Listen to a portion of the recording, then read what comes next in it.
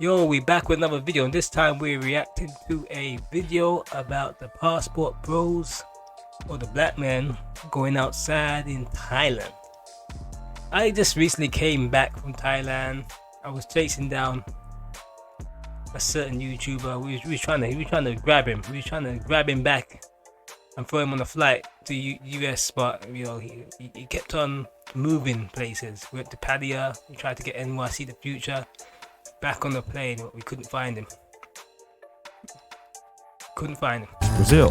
Then there's Dominican Republic. But then there's a newcomer, Thailand. He's right, you know. With content creators like Zoom to Thailand, giving you the ability to have a soft landing, many brothers are exploring their options. And for the most part, I had heard nothing but great things about Thailand. And that happened when... And it's just good conversation. Never with an expectation of anything from you. They just see you, a face, it looks different, and they're curious, and they smile, and they're nice. Passport bros, I understand y'all. I think this guy, I've seen this video, and I felt he was a bit over the top when it came to Thailand. When I went to Thailand, they're not bad people. I'm not gonna say they're bad, but you know, I had some run-ins with a lot of weird things happening. Like, I went to a club. The people said, "Oh, you can go in the club. Everything's fine. You don't have to buy it. If you don't like it, go away." Yo, they told me when I was in the club, I sat down in the club. They said, "You have to buy a drink." I was like, "What?" I said, "That dude out there, he told me I can just come in and sit down. If I didn't like to be in the club, I can leave." They're like, "No, you have to buy a drink." Luckily, I had money on me. I had my card on me, so I was lucky. I just bought myself like some coke. But when you go into these bars, a normal 30 bar drink ends up being 250 bar. So you just buying a coke, that's 250 bar for a can of coke.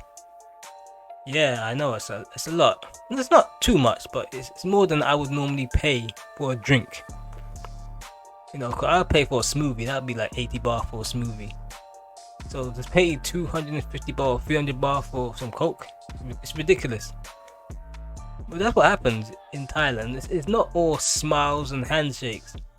I had to admit, I had a good time there.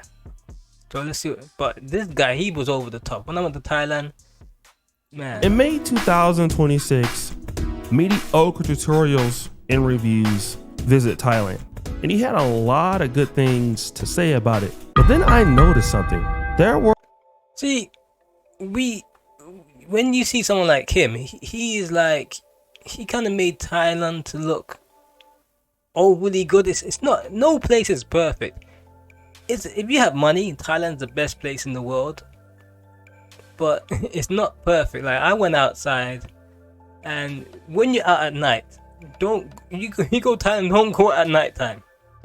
At nighttime, there's problem. I had problems. There's ladyboys on the street trying to pass themselves off as women, and they are so desperate for money, they would follow you to the beach, follow you home, and they will try and attack you.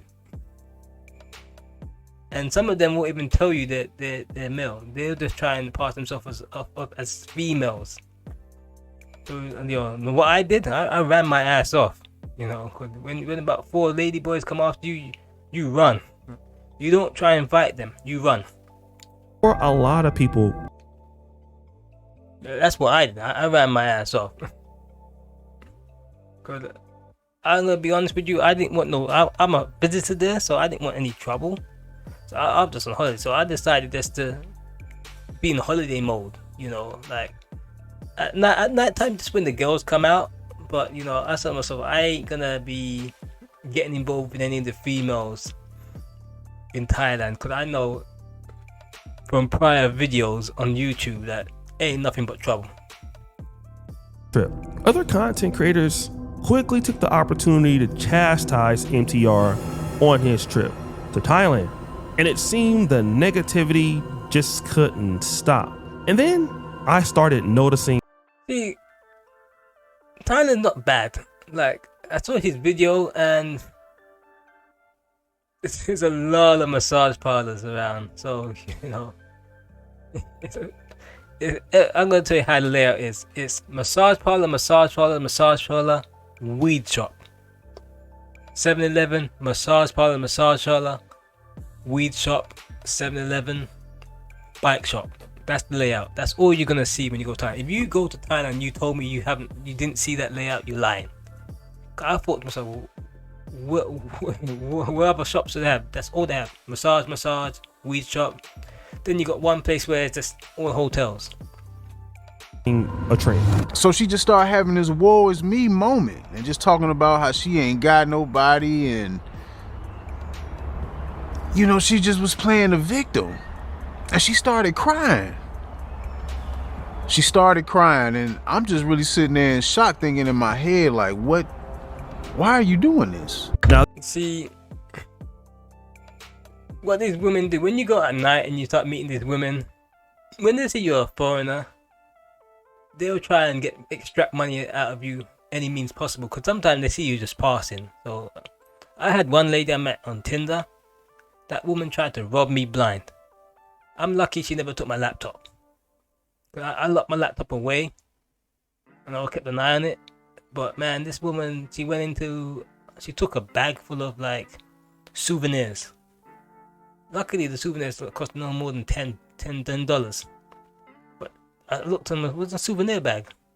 The woman took it. So you be careful who you invite to your hotel from Tinder. You know, who people said, oh, I want to meet up, let's chill. They may walk out with a bag full of souvenirs. now this brother is named Another Trucker. He's a guy that was in Thailand and fell in love with a chick who he believes was a prostitute that was using mental manipulation. He fell in love with a lady that he believes was a prostitute. She was a freelancer, right? Okay. To put it kindly, freelancer. That's what they call it over there. And okay, majority of there's hardly any jobs in Thailand, so they're gonna find their way to try and get money from men to look after them. Because when I was in Thailand, there's this guy sleeping on the road, sleeping on the beach. If they're not sleeping on the beach, there's women who just walking around looking for guys, and they'll be like, hey, can I come home with you? Where's your hotel? So I talked to the lady and I'm like, so what's going on with you? Don't you have any job? She's like, I don't have no job. She said, I have no job. I have no money coming in. I have to be on the street working. But she told me, I was like, really? I'm like, yes. So me coming from the UK, you know, people only do these things that they're like really desperate. And I realized these people are really destitute out there. So they're gonna try and mind manipulating games just to get money. To get more money out of him. And then so they keep telling me, and the girl's like, go inside the room, and I'm like, what? I'm not going inside the room, period. See, this is what happened with me, man. I was in a situation where I went to like see what Soy 6 was about. So I was like, let's see what the bus is about. I went there was a bunch of other influencers there. I don't know them. One guy's live streaming. I walked through it. They dragged me into a bar. I'm like, I don't want to go into the bar. Yeah, be careful. And the white guys are like looking like, what's going on? So I walked through there and I was walking through the back streets, and two ladies were like, hey, you want to hook up? I was like, nah. And they're like, you sure? I was like, nah. I was like, man, you look like two lady boys. They're like, no, we're not lady boys. Here's our ID. I was like, nah. And they're like, come into the massage parlor. I was like, nah. So they grabbed me and tried to push me into the massage parlor. It was mad. I was like, how is this even possible? They're literally trying to force you to have a massage. I was like, I don't want a massage. They're like, no, come in. I was like, no, man. Long story short, these people took my glasses. And then there was like maybe 6-7 ladyboys chasing me down the street, man. I was like, what the hell? I don't know, you have to be very careful out there at night, man, because these women are hungry. So they bring me the bill, right? Now, the bill is $900. that's internet. $900. Boy, man, they got him good, man. They got him good. This is why, like, when it came to Thailand, I barely kind of like went into some of these clubs. Cause I've been hearing these stories, and I was like, man, I don't want to end up with something like that. So when I came out, man, I'll make sure I have at least 4,000 bar on me, so at least I can get myself out of any scrapes. International Zoe, he has one of the best travel channels that I have seen in the Black Passport Bro space. He's invited into a restaurant, into a small room, in which he's coerced into a room with some sodas. All of a sudden, he's forced to pay a bill of $900. I mean, I don't even know how they can force him. At one point, yeah, I think he was in kind of like same situation where I was when I went to like a club, and they were telling me like, oh, you can't just come in here for free. You have to buy a drink. And I was like, what? And what it was like, a lot of people could make up a stink and, you know, make an argument, but could you? I was about to leave same day I was about to leave, so I was like, you know, something, I want to leave this place without getting into any problems. So I was like, you know, something, I just buy a drink. He got in a worse position, and you just don't want to be in problems in a foreign country. That's the worst thing you want. And then there's a newcomer on the space, a brother from Chicago by the name of Michael Alexander, who's going extremely viral for his story time with his first Thai girl. Was that Pattaya? Is that the street road? I went to Pattaya, and then there's this road you just walk down. Friend, and her and a coworker, they would be staying at the shop all night or until the work was done. I mean, I can't believe how old this man is, and he's falling for these simple mind game tricks from a Thai girl. As before, I think this guy's lonely. Otherwise, like, anyone would, like, any common sense would be like, I ain't falling for this. And she would send me pictures of her by the time clock.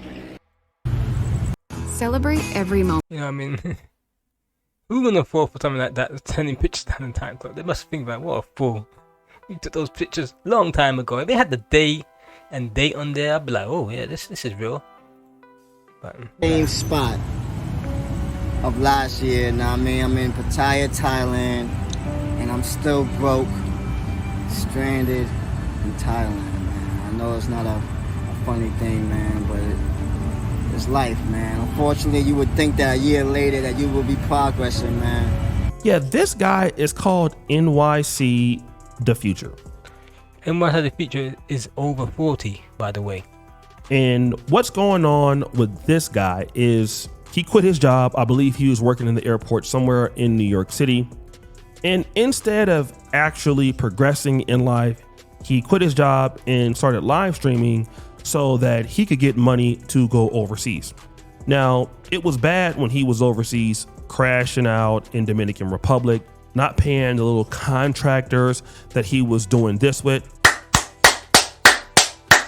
But now he's taking his BS to Thailand. These guys... The thing about this video is kind of old, because I went to Thailand, and then by the time I went there, I was there at the same time as him, and I couldn't find him. But he was on the same road as me, and he was live streaming, but I couldn't find him. Don't know how he did it. Black magic or something. As before, I was trying to roll his ass back on the plane somehow, but I couldn't find him. By the time I came back from Thailand, they said he's in the Philippines or somewhere like that. I was like, what the hell, he finally moved out of Thailand.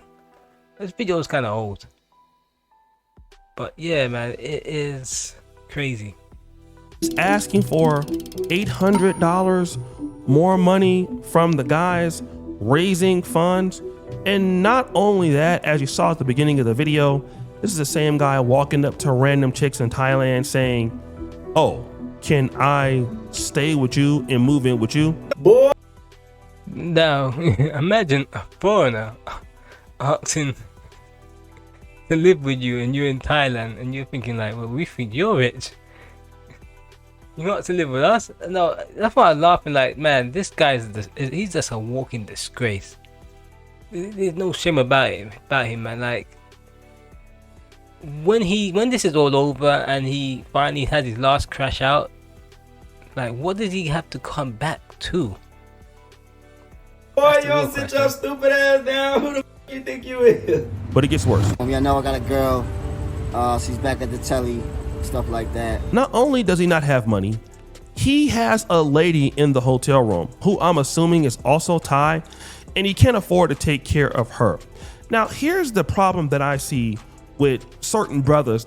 And number two, the group of black men who are already living there. So when this person comes over there and messes it up, you're putting these guys in danger to come in and do their thing.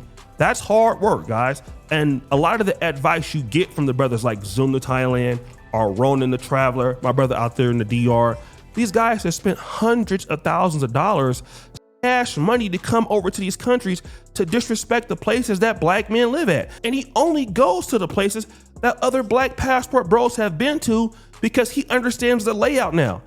See, this video is kind of old, but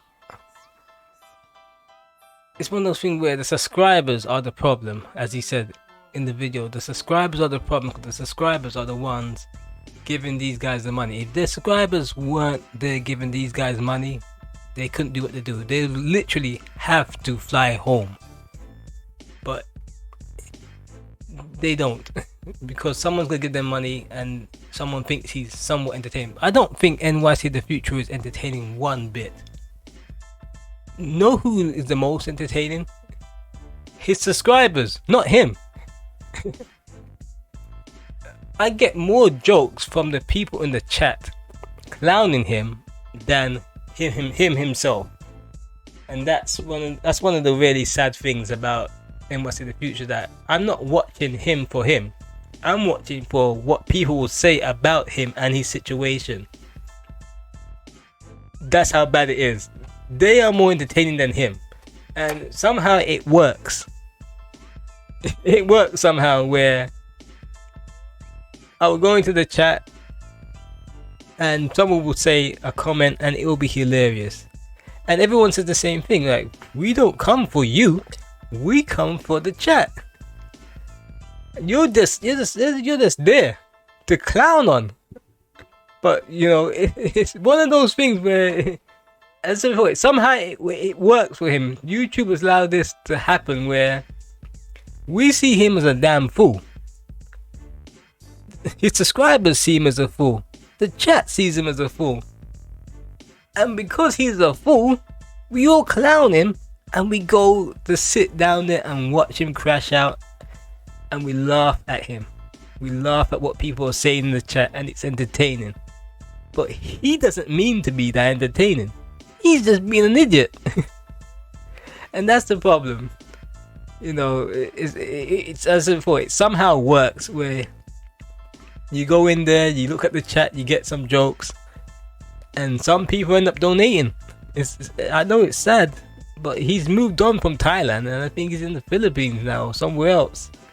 So it will never stop, you know, unless he does something really stupid. Anyway, like, subscribe, and I'm out.